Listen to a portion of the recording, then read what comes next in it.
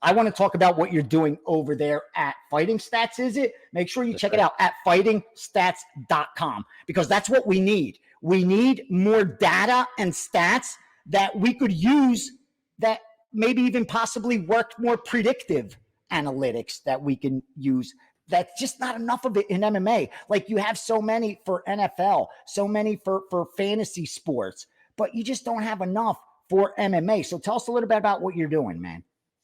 Basically, that's exactly it, right? Like, you have football, you have baseball. They know how fast the ball spins, time in pocket, pressure rate. They have all of that. And it's not just you that has it, it's the sports books that have it. So when it comes down to drawing the lines, making the lines, they can get very accurate lines, and it's very hard to beat them long term because they have all of that information. So I saw there was a massive gap there for UFC stats. So if you go to UFCstats.com, they do track some stats, but they're showing significant the number of strikes landed and the number of takedowns landed.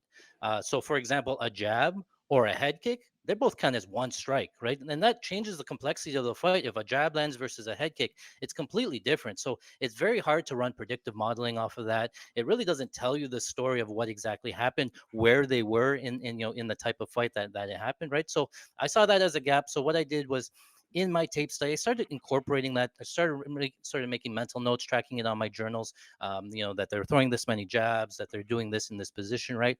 I thought there has to be an easier way. So I actually developed my own app to help me with the tape study. So while I'm watching the tape, I have the app run. It collects a lot of the stats for me, and Wow. I'm able to run those numbers. And right now it takes a lot of time. So I actually built a team. I hired a couple of guys, data scientists, that help me with that collection of the stats. So every day we are working around the clock. We're collecting custom exclusive UFC stats. We have over 600 fighters right now with custom stats. And you know what? It's even going to help the UFC fighters. So when I talk about custom exclusive stats that nobody else has, there's a couple of things that we really look at. One, we have a time breakdown. So we break down the time in terms of how the fight went, how much of the time was spent standing, how much was in the clinch, how much was attacking takedowns or defending takedowns. Sometimes you cannot get a strike off because you spend the whole round defending a takedown. So we have that information there. When the fight goes down to the ground, we are tracking the ground positions. If they're in full guard, half guard, side control, full mount. Some fighters like to stay in half guard, rain down ground and pound.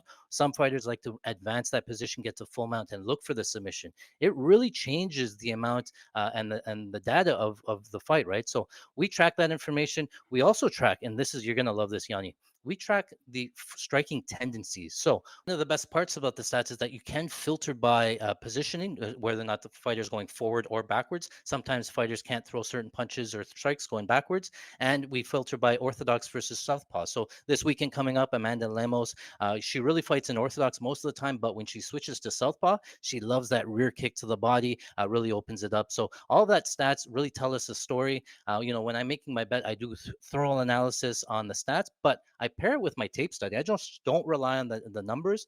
I go through and I watch 4 or 5 fights of each fighter. I really get an eye of what's going on, what the fighters really want to do. And so when I make my bets, I'm betting with my own money. I feel confident that at least I've done the research, my background. I know that I can have the right reads. If I don't get there, that's fine. But I know that I've been prepared. I'm not, I didn't make a bad bet. Sometimes it doesn't go your way. You can't always count on the judges to get it right. But most of the times the reads are there, and over long term, it's such a benefit, and the big thing to remember is the sports books don't have this information. It's only I that have the information. Whoever wants to share it and get it, but it helps you with tape study. It helps you with DFS. There's tons of use cases for it. Up and coming fighters that want to study their opponents. It has endless use cases. So I've really tried to fill that gap with those stats there, and I think there is a definite a market there for it. So check it out, FightingStats.com. Right now we are working on transitioning that site.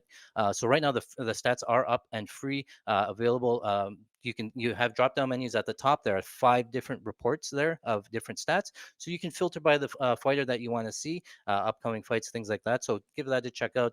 Definitely worth the time. Love it. Real quickly, back on that, were the metrics that you're showing data for, did you develop them while you were handicapping? And that's what was that part of your process? And then you said, wait, I should just share this data? Pretty much, yeah. I use it on my own. And I say, you know what, I'm using it for my own case, and I want to know: are they throwing the jab? Like when they switch to southpaw, what are they actually doing? Are they moving backwards? How are they attacking the takedowns? All of this comes into the handicapping that I look at, right? So, and again, I'm doing the legwork anyway. I have a couple of guys that I'm paying on my roster to get that information for me. So all I'm really trying to do is share the information out with the public. If you think it's worth it, help me out with the costs, and there's upkeep, and trying to get the site going. But overall, I think it's endless value there. And again, we're the only ones that have it. So long term, we're going to beat the sports books all the time. That's worth a subscription. I'm telling you, don't do donate, because people just don't. It's just how it is. Like it's just because you just don't to put your thing in, dude. It's just making them jump through hoops. Instead, it's people that are actually going to use the information. Dude, someone that's betting real money, that's nothing to pay for information that you're going to use to make money on. I mean, I do a lot of trading in stocks. I have so many subscriptions. All of them help me make money, or else I wouldn't use them. So anyone that's using it to profit, it's worth it to them. Don't worry about that, Art.